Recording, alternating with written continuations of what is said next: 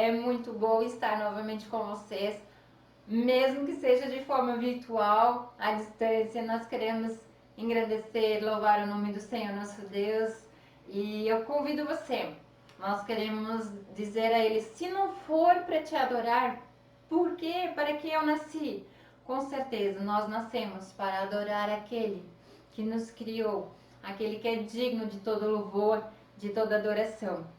Eu convido você, nós queremos ter um tempo de louvor, com esse hino que diz: se não for para te adorar. E em seguida, nós queremos também cantar o hino Espírito Enche Minha Vida, que durante também este hino de louvor, de oração, de clamar que o Espírito Santo esteja enchendo a nossa vida, a gente possa estar preparando o nosso coração para ouvir a palavra do Senhor. Vamos louvar? Se não for para te adorar, para que nasci? Se não for para te servir, porque estou aqui? Se eu quero te adorar, Senhor, estou aqui. Senhor, estou aqui. Senhor, estou aqui. Senhor, estou aqui.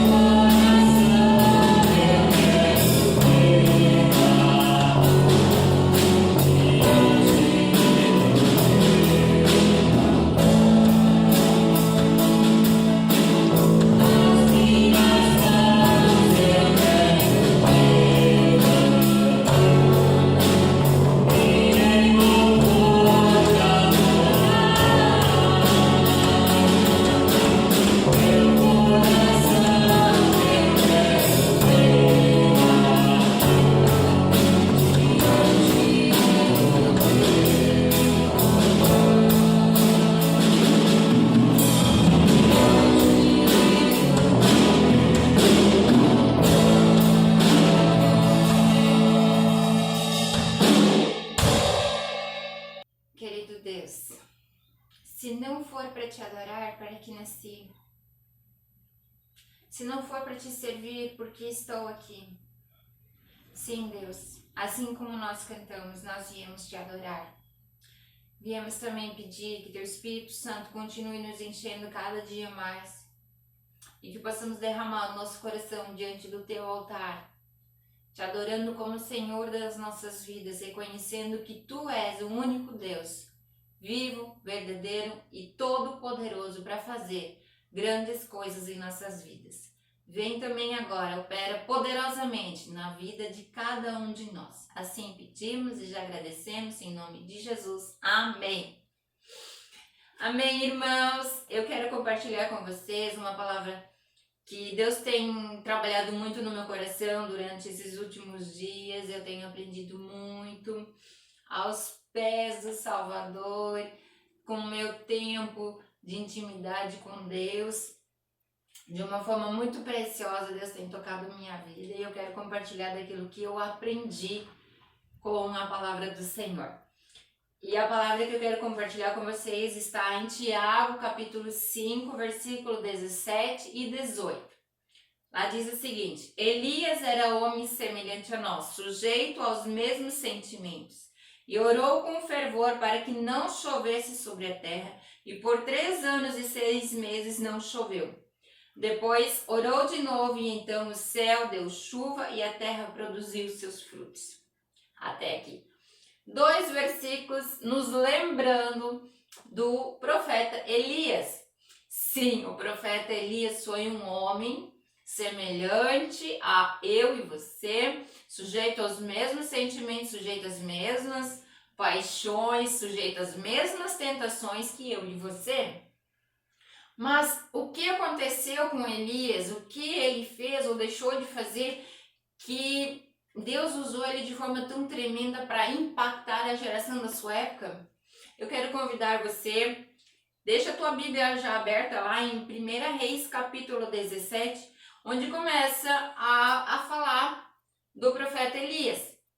Nós não sabemos muita coisa de Elias, da família dele, apenas sabemos que ele veio de uma cidade chamada Tisbe, ou Tisbe. Enfim, e ele ouve a voz de Deus, Deus chama o Elias para ser um profeta, num período histórico onde há muita corrupção, há muita inversão de valores, abuso de poder, idolatria, muitos atos vergonhosos e pecaminosos, tanto do rei como de todo o povo.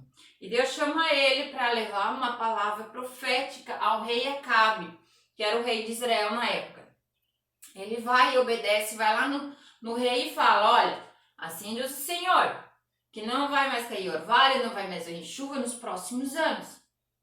Ele obedece, vai lá e fala e vaza, porque Deus diz para ele: agora sai de cena. Não fica lá para nenhum debate político, para nenhum debate teológico, nada. Simplesmente vai lá e fale a palavra. Quando Deus dá uma palavra de juízo, o desejo de Deus é que as pessoas se arrependam, que o povo se arrependa. Nós podemos ver esses detalhes em outras histórias onde teve reis, onde teve povos que se arrependeram, que se humilharam diante do Senhor e ele não cumpre aquela palavra primeiramente anunciada, ele muda o percurso da história daquela nação. Nínive, por exemplo, é um exemplo disso. Mas voltando aqui ao Elias, Acabe não se arrependeu, o povo não se arrependeu, eles continuaram praticando todos aqueles pecados e Deus manda Elias ir para um ribeiro, na verdade praticamente um córrego, né? Um ribeirinho bem pequeno, chamado Querite. Querite, na língua original hebraica, significa cortar, separar, cortar no tamanho certo. Deus estava pedindo para Elias se retirar. Era momento, primeiramente, era momento de falar e agora era momento de ficar quieto. Antes era momento de aparecer e agora era momento de ele se separar do meio da multidão e ficar num esconderijo, de ele se esconder. Esse era o tempo que Deus estava pedindo para ele e ele obedientemente ficou lá no ribeiro de Querite. Eu acredito, queridos, que Deus queria podar Elias. Por quê? Cortar do tamanho certo não é cortar para jogar fora. Esse verbo era usado, o verbo kerit na língua original era usado para cortar a madeira do tamanho certo. Bom, e fiquei pensando, madeira lembra árvore, né? Porque a madeira vem da árvore.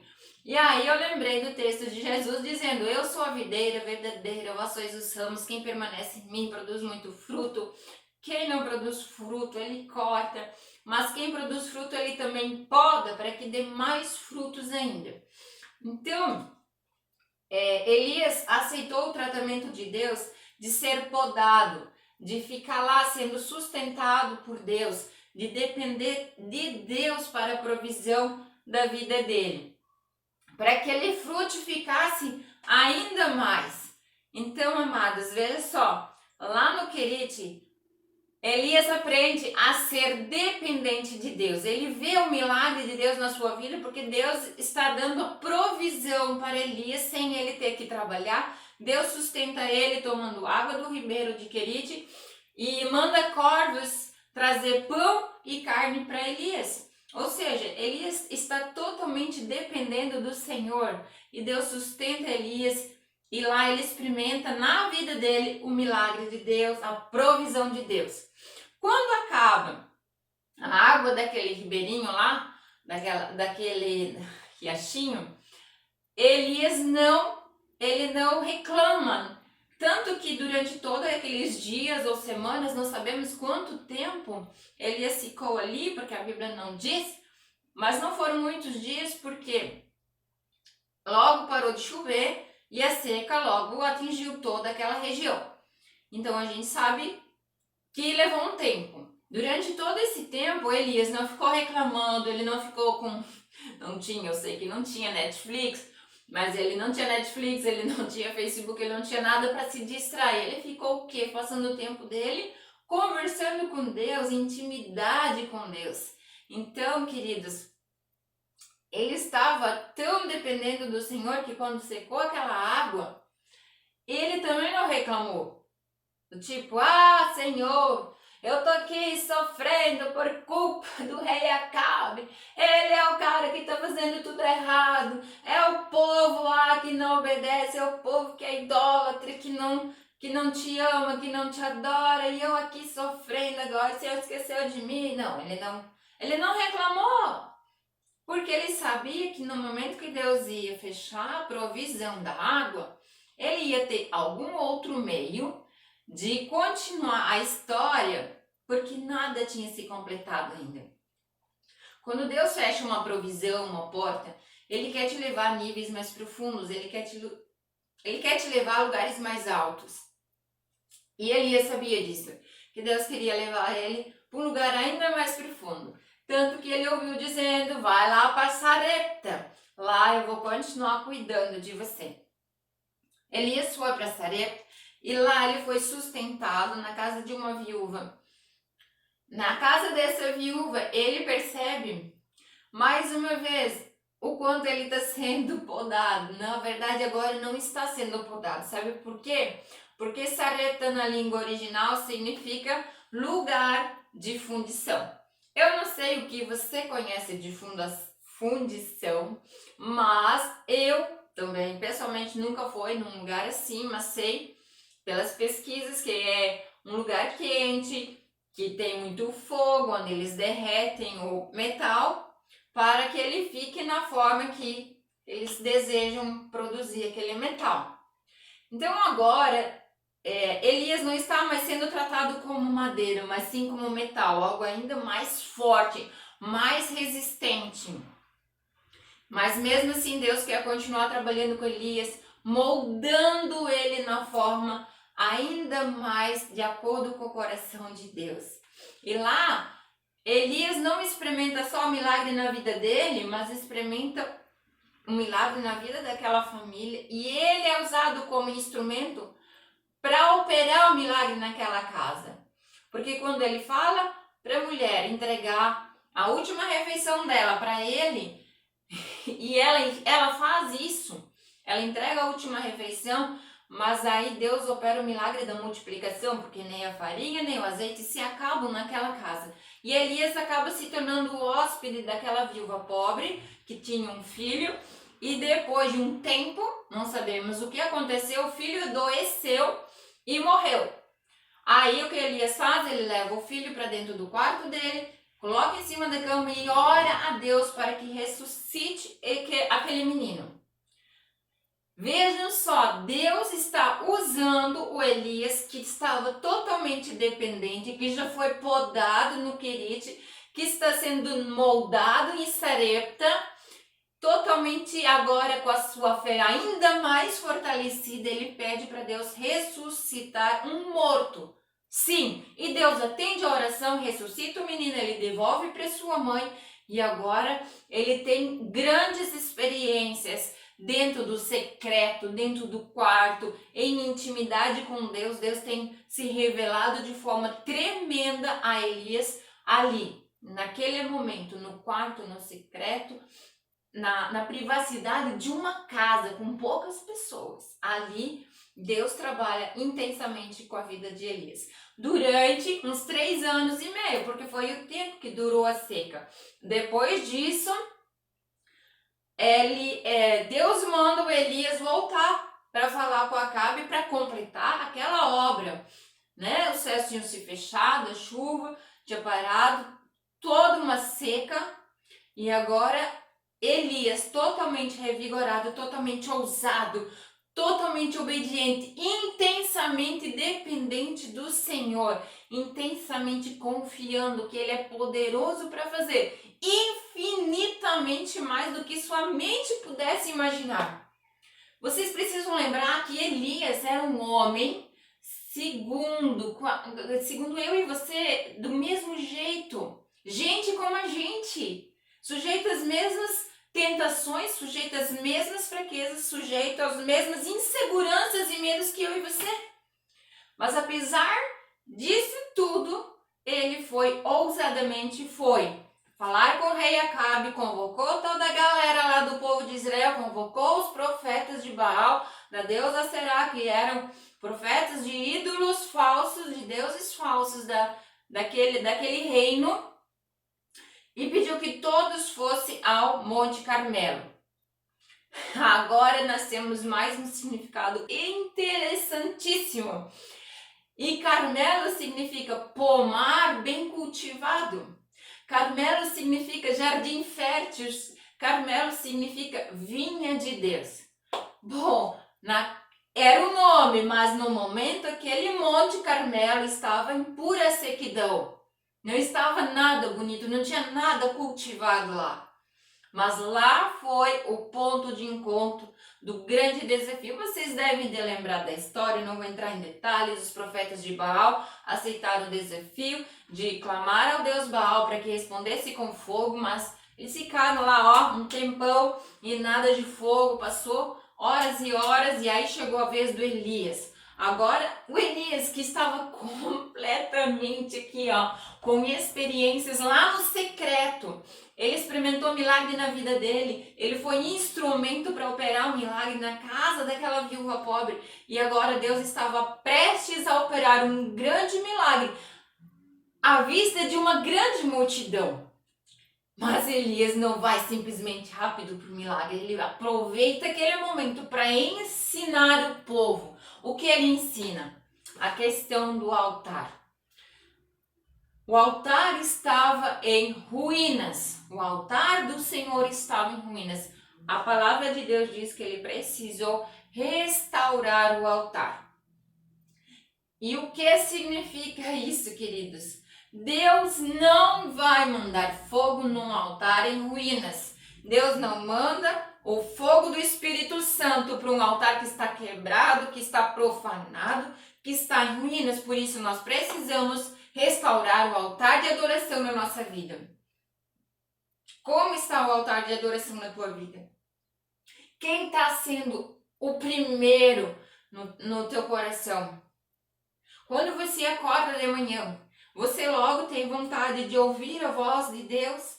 abrir a sua palavra. Eu quero ver o que Deus quer falar ao meu coração. Logo no início do dia, você tem logo de assim o desejo, Senhor, eu quero te agradecer porque mais um dia tu me desse. Você tem essa gratidão logo cedo de manhã, de estar em contato com o Criador, com o Todo-Poderoso, o Deus que nos acorda a cada manhã, porque as suas misericórdias se renovam a cada manhã sobre as nossas vidas. Se sim, graças a Deus, mas se esse não tem sido o teu hábito, se você tem acordado de manhã e a primeira coisa que você quer fazer é ligar a TV, ligar a rádio, olhar o celular para olhar o Instagram, para olhar o Twitter ou sei lá o que, então, queridos, desculpa, mas provavelmente o teu altar está em ruínas.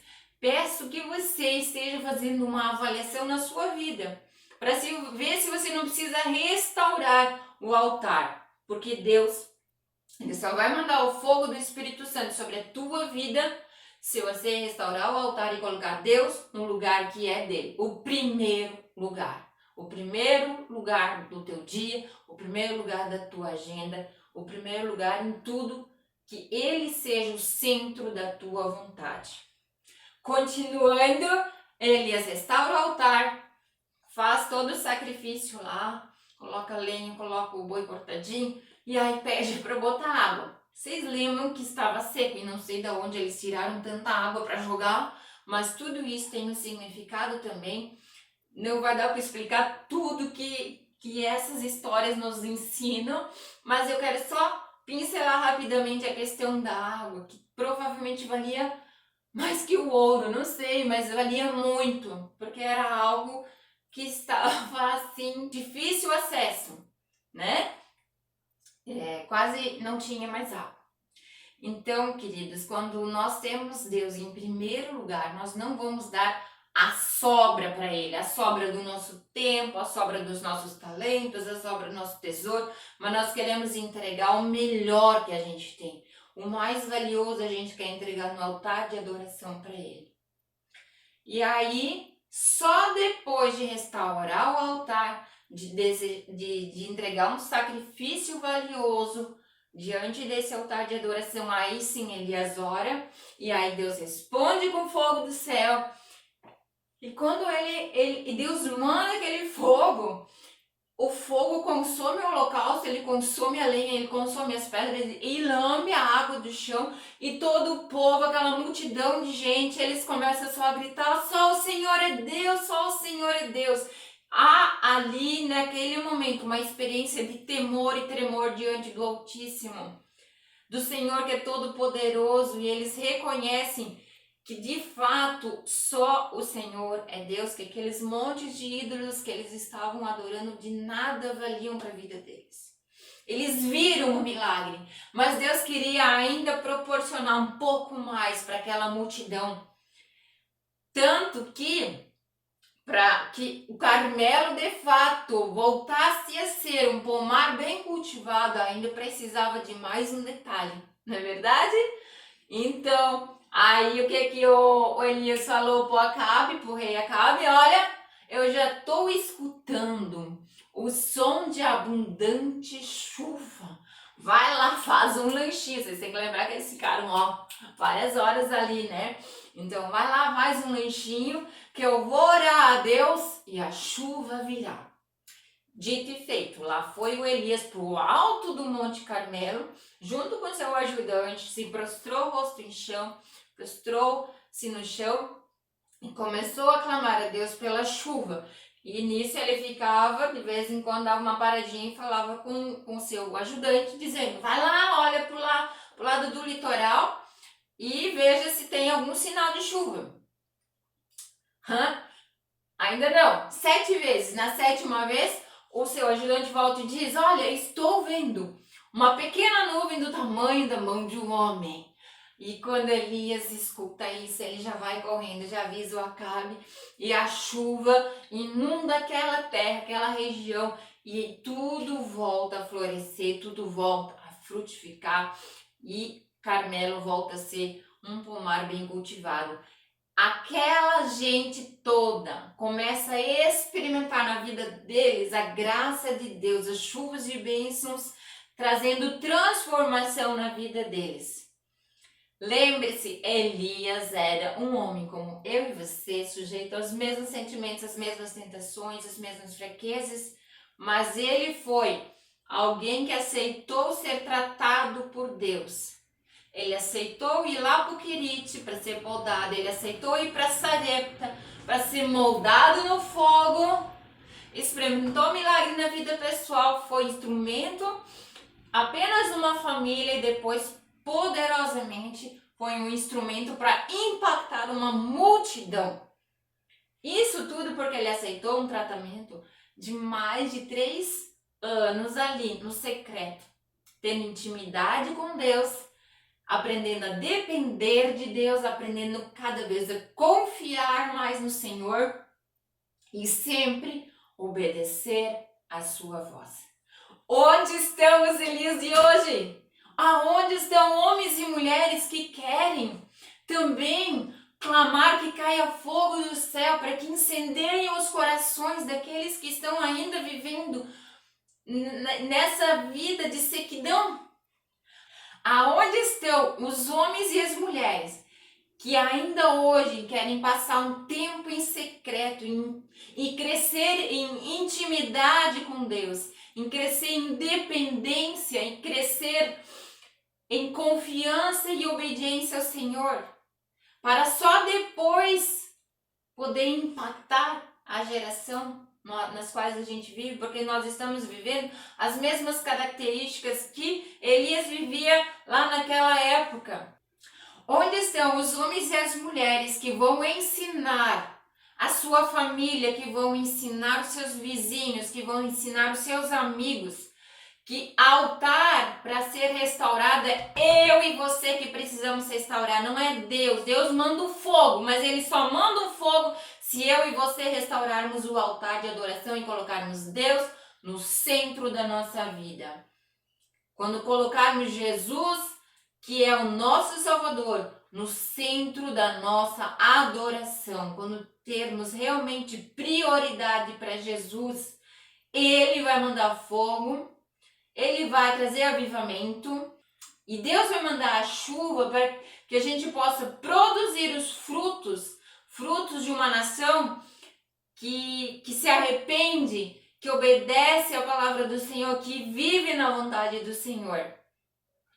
Queridos, Deus está chamando você. Ele tem um propósito para a tua vida. Ele está chamando eu e você para impactarmos esta geração. Você está disposto a pagar o preço? Eu quero agradecer de forma muito especial a minha família que aceitou o desafio de fazer o louvor junto para esse culto. Quero também agradecer a equipe do Projeto Solo que esteve orando para que essa palavra também pudesse ser transmitida hoje para vocês. Eu louvo pela vida de cada um de vocês, queridos. Talvez vocês não tenham ideia, mas eu acredito que Deus está levantando vocês que estão orando, vocês que estão intercedendo como uma geração que vai impactar. Como profetas, como Elias, vocês vão impactar esta geração. Se você sentir, amado, também Deus tocando o teu coração, despertando você, eu quero impactar essa geração, também quero participar dessa equipe de oração, de aprender nesse treinamento do Senhor, a depender dEle, venha falar conosco. Nós queremos envolver mais e mais pessoas para estar nesse tempo orando pela nossa nação, pela nossa paróquia, porque nós queremos que Deus vai fazer aqui na nossa paróquia, na nossa nação, na nossa Joinville, nós cremos que Deus vai transformar este lugar num pomar bem cultivado, num jardim fértil, numa vinha de Deus. E para que isso aconteça, eu e você precisamos fazer a nossa parte. Então faça a sua parte que Deus vai fazer o extraordinário, Deus vai operar. Então, amados, fica o desafio. Deus está chamando você para impactar essa geração. Vai fugir ou vai encarar? Que Deus te abençoe na tua decisão. Amém.